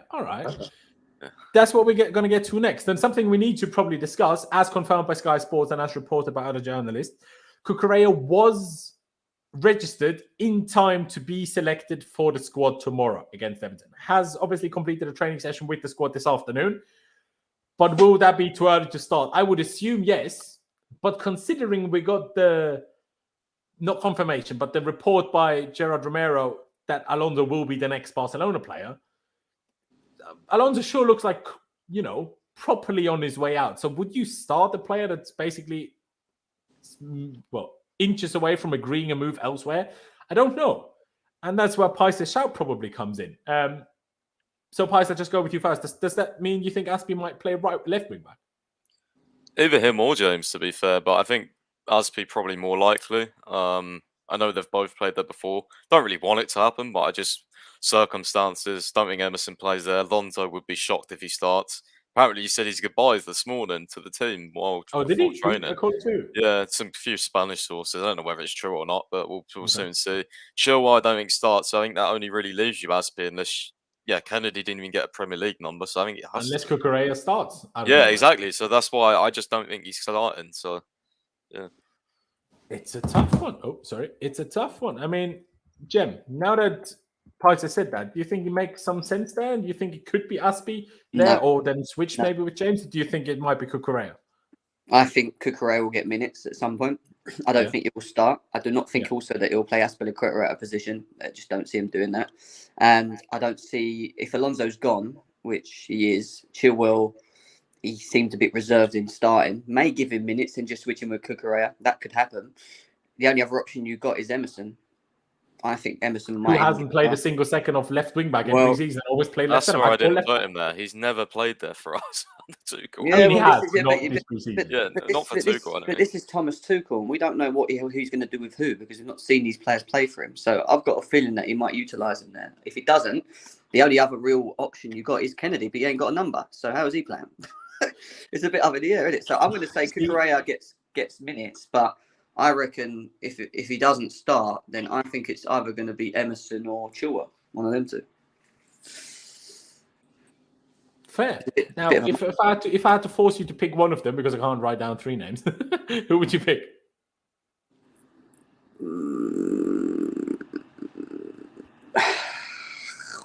Chilwell. There you go. And I'll go to Aaron. What do you think of these theories of the boys so far? I think I'm the only one that thinks Cucurella will start because if you're in that much of a rush to get somebody registered for a game the next day, there is no way you're rushing that much just for them to play like a bit part few minutes. I think he's rushing him because he wants to start him because he probably knows Chilwell's not ready and he knows that Azpilicueta is pretty much on the way out, which leaves him pretty much stranded with no other option. So I think Cucurella starts. I think you meant Alonso, but you said Azpi, but yeah. Yeah, no, sorry, Alonso. I might just call him Cuckoo because that's apparently his nickname. See, I am tempted to agree. Now, until a few hours ago, I was very sure that it would just be Alonso that starts. But after the Gerard Romero report, after what Pice just told me that he apparently said goodbye to the team, that makes me think Alonso surely can't start. I agree with Pice that it won't be Emerson. And then it's, to me, I see what Pice is saying with the Azpi on the left. I think James on the left is personally more likely. Just because I feel like he's more adaptable. But I see his logic in that. But is this the first Premier League game? Is he really going to play a right wing back out of position on the left? You want to say Cucurella. Yeah, I think he will risk either Chile or Cucurella and take one off for the other. I was just going to say, Simon Johnson has just tweeted out that they've registered him. He's only had one session, so it'll be quite the call. Didn't sound from me that Tuchel thought Chilwell was ready yet, though. So I don't know. I think Tuchel would be nuts to start Cucurella. I think Chilwell. I do think he'll give Cucurella some minutes. I do. Yeah, but then I don't think he's going to start Chilwell because that straight from the off, like. I don't think really he's got any choice if Alonso's on the plane. I think he has. I think he plays Azpi. That's what I'm saying. He's never played Azpi there though. Why would he then? Yeah, he has. He's played there like 5 times, bro. Last season. Did he? Yeah, he played there quite a few times. So did James. James played there a couple. James got injured. James played there a few times before he got injured. Yeah, He got injured when playing left wing back. He got Actually, injured playing against Lamptey down the wing. Mate, he might even Yeah. play like Hudson Odoi there or something. I don't know. Oh Oh god. yeah, blimey, now I forgot about that. Yeah, Pulisic. Or Left wing, I've seen that as well. Sterling. he might play Timo Sterling left Werner wing left back. wing back. That might be perfect. You know, up and down Christ. the wing. I mean, you give him less of the ball there. Well, no, you don't. Maybe Ruben. I've never seen Ruben play off the left anywhere, so I doubt it. I know what Simon Johnson said, but I reckon he's just gonna play Cucurella. You know, Go on. Just Okay, so it doesn't look man. as silly because we then had 2 Cucurella shout out. I'm gonna write down Cucurella, but of course, none of us know. I don't even think this is likely either. But I don't know what's more likely is the problem. And then, But then why the not only just other alternative you have is if you play Reece James left wing back and just put Ruben right wing back. Yeah. Because Reece James has already played on the left side as well. I just don't see him making many sacrifices in a ground where we haven't won since 2017. I agree with that. I just But don't you see could that. obviously argue, is Chile or Cucurella, aren't they also both somewhat sacrificed? Cucurella because he doesn't know his teammates and they don't know him. But he And Chile because understands he's the not role, fit. doesn't he? He still understands the role. Do you know what I mean? Yeah, no, he understands the role, but does he understand where his teammates are going to run and then you're going to have But, I hundreds mean, of if misplaced passes or something? Koulibaly plays on the left as well, that's a whole new connection. They've only had one session together. What if he switches it to a four? Cucurella has only one session with everybody. What if he Yeah, goes for the that's why four I at the wouldn't back? play him. Yeah. What if he decides to go to the 4 at the back because of this? But then who plays left back? It doesn't make any difference to me. You still have the same problem unless Yeah, you I then suppose. play Azpilicueta there. But Yeah, God knows. yeah, God knows. Let's get to the midfield because we just won't have a final decision. You know what? I'll leave a question mark in bracket there just to make it clear to everybody that might tune in a second after we discuss this that we are very unsure. Let's do the midfield too in one go because I also know Pies doesn't have that much more time to go. So we'll get this done and I don't want to keep Aaron and Jem for too much longer either. Let's do it in one. Aaron, midfield 2, who would you pick? And who do you think they will pick? So I think Kovacic is nailed on. It's just the other one. It's a toss-up between the two, but I'll probably say Jorginho. And? Kovacic. Interesting. But Very interesting. I think he'll play Kante and Kovacic. More interesting. So at this moment in time, we kind of have this. Right, Aaron? Yeah, pretty much. Okay, Jem, who do you think will be the midfield 2? Who do you think should be the midfield 2? I think Tuchel will pick Jovic, which is Kovacic and Jorginho. I think they will play them too. I think with the whole Kante thing, I think I think he'll be a bit reserved, just throwing him in straight away. I think he'll try and use him as of the right sort of time in certain games or starting other games. I just don't think he'll risk the first game with Kante straight away. I think Kante will come on as a sub. So, yeah, I think it will be Kovacic, Jorginho. Interesting. Pies, then, do you agree with Jem? I'm the opposite. I think I would want Jorginho and Kovacic. I think he'll play Jorginho and Kante. I agree. I also think that's what he will play. Why are we not playing It's Tuchel. Tuchel always Because- picks Jordi and Kante when they're fit. Exactly. Because Makes it Kovacic, for me, Kovacic is too good to be benched, but it is what it is. When Kante's fit, he usually plays. That's why, if we get De Jong, and then it makes more sense to play more midfielders, but hey-ho, we'll see. I agree. I mean, seemingly you boys disagree, which is fair. I'm just going to write it down as such now because we've had 2 that think that. Again, who knows whether that turns out to be correct, but the way I know Tuchel and the way everyone was hyping Kante, and Tuchel loves it when people hype Kante, so do you know what I mean? I think this is the most likely, but hey, it's just another sign that we should be playing a different formation that allows us to play 3 midfielders. But we're not doing that. Let's get to the front 3 then. And the biggest question really is, does Sterling play on the left or does Sterling play in the middle? And Gemma, I'll start with you. Does Sterling play on the left or does Sterling play in the middle? Sterling plays on the left. Why do you play in the middle? He's playing on the Because left. he played there in the last game. He's not playing in the middle. He's going to be on the left. Fair. Pies, do you agree or do you think he will play in the middle? I mean, if he did play in the middle, I think he could cause them a lot of problems because what's his name? Tarkowski and Mina, I think if they're starting. For me, Sterling's, he's much more sort of nimble, in and out, faster than Havertz. I think he could cause them more problems. I think they more prefer to play Havertz, against Havertz, because, Mina himself bullied him last season up front, and with Tarkowski as well, could be a difficult afternoon for Havertz. So I'd be up for Sterling playing up top. It's just obviously I don't like Havertz on the sort of inside 10 roles. So yeah, then if Sterling is up top, I just wouldn't play Havertz. Yeah, but then I don't really want anyone else playing, to be Do you honest. play So Werner? Yeah. Nope. I'd probably play Definitely won't Pulisic. play Werner, mate. No, I'd probably play. No, I'll go with Sterling, Havertz, and Mount, because I think that's what's going to play. But if there was a wild card shout as such, I'd do Pulisic, Sterling, and Mount. I think that could be really fluid. Oh God. It could be. The problem is that Pulisic just looked so bad in the preseason game that he played in the last one against Udinese. It was really shocking. I think But no, Sterling Jim, was amazing centrally in that game against Udinese. I'd Yeah. like to see it again. He was he literally did everything. He did. He did. I don't even disagree. Although, does that work if Cover doesn't start? Cover didn't start that game, but it would be so much better Sterling there if Cover starts. But Jem, no, I would not start Werner. I would rather start Kepa left wing than I would Timo Werner. I can't lie. Bettinelli, I might prefer Werner to Bettinelli. Come on. No, I'm joking. But Jem, no, you know what? Let me go to Aaron's first. Sorry. Do you agree with this front three then that Pice picked, or would you like to see Sterling in the middle? I agree with the personnel, but I think the shape will be slightly different. I think you'll have Mount in behind, just in front of them, midfield two, and then Havertz and Sterling as like two strikers. But we've not done that in pre-season, though. Yeah, you say that, but then if you want to have Sterling more central rather than off the left to cause the issues, then I think that's the sort of the role that you'd give. So I think this wouldn't be too bad, personally, if James and whoever is on the left has a good game.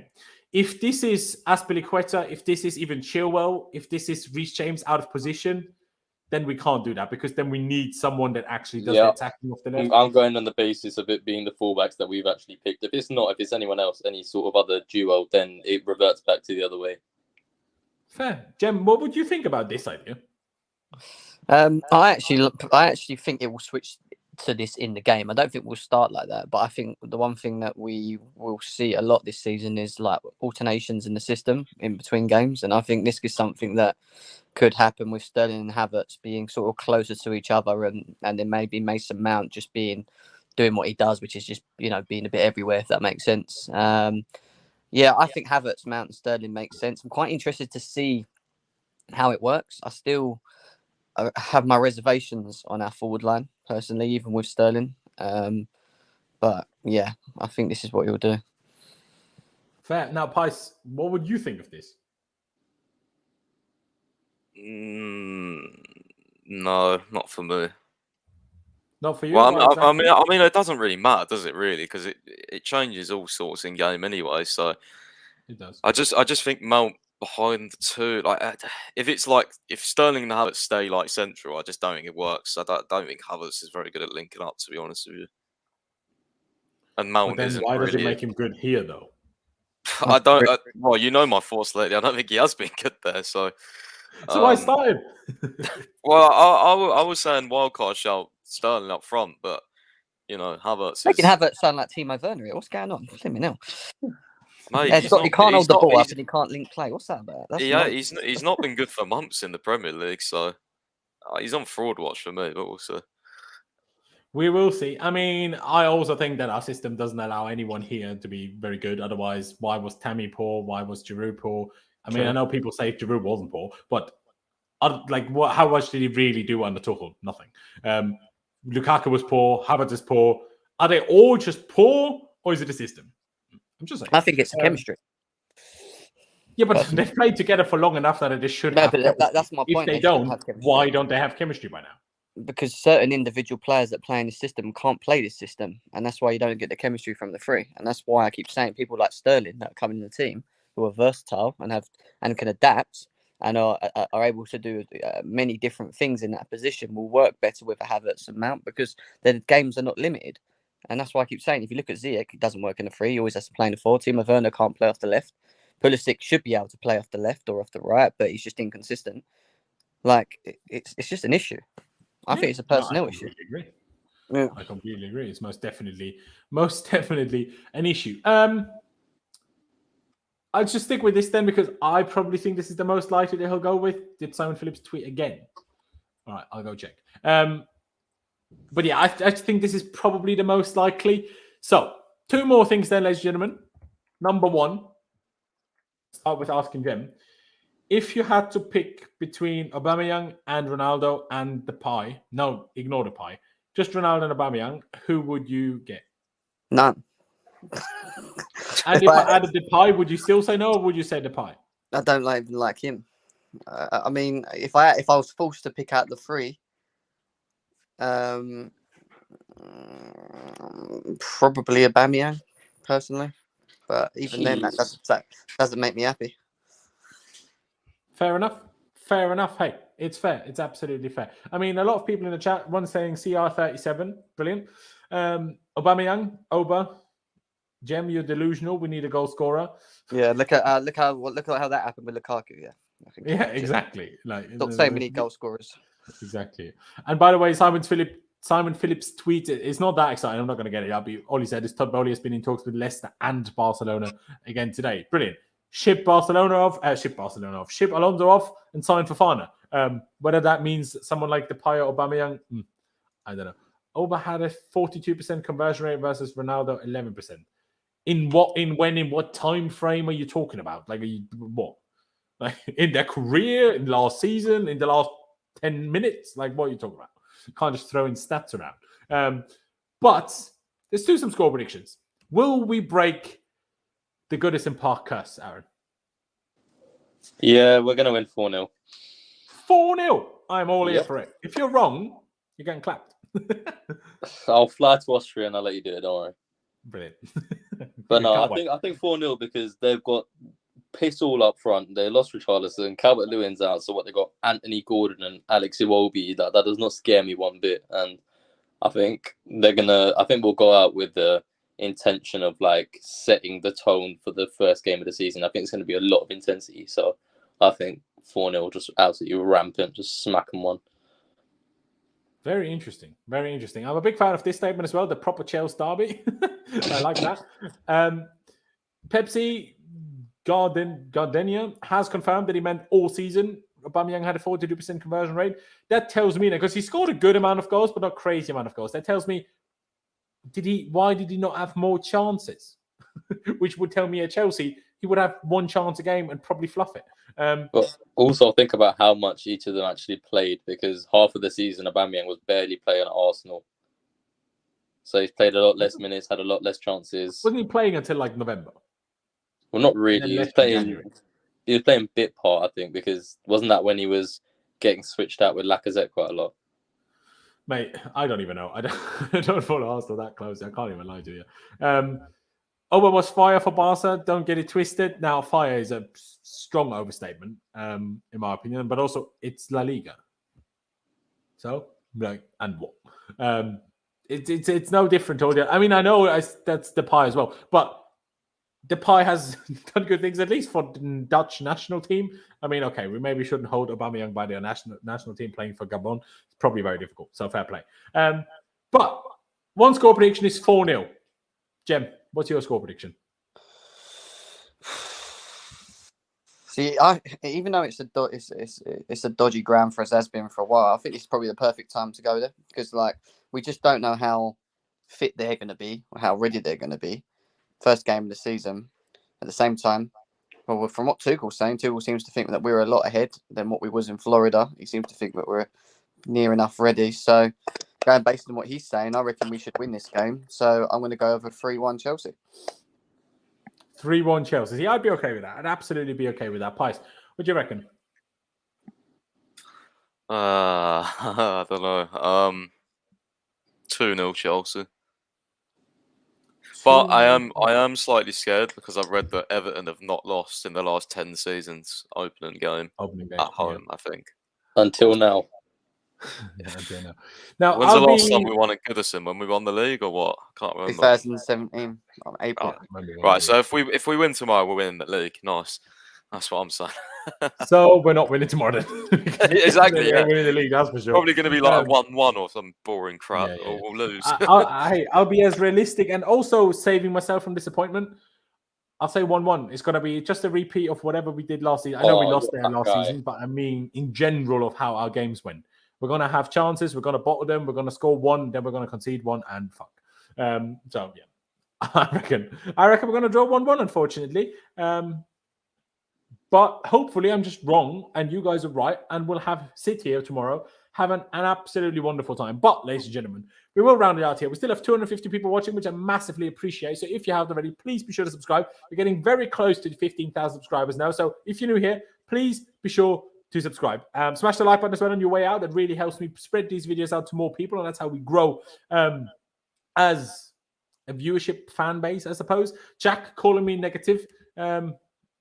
I would say realistic because that's just how all of last season went and how our preseason went. But I just hope I'm wrong.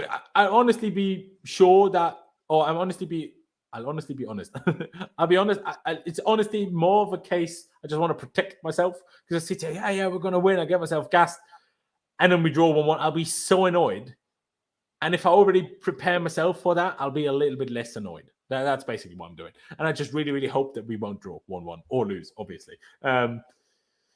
What did someone say? I'm still a moderator after a year of absence. Well, I haven't changed it. But be a good moderator, please. Cheers, mate. But yeah, ladies and gentlemen, please do subscribe. Like I say, smash that like button for me. Check out Jem's channel. Link is, of course, down in the description below. Please follow Pice on Twitter and check out his website, chelseafc365.com, including a little cameo of mine that I didn't write, but Pice messaged me about a few season predictions, goal scorer, player of the year, signing of the season, stuff like that, league position, do we win the trophies? If you want to check that out, check it out on his website. And of course, big shout out to Aaron as well. Again, he doesn't really use Twitter, so I don't really have much to send you two to follow him, but we all appreciate him. So show some love, subscribe if you haven't already. But yeah, thank you guys for watching. Up to Chelsea, upwards and onwards. Let's hope we get it done tomorrow. Let's hope I'm wrong, and we'll see you next time.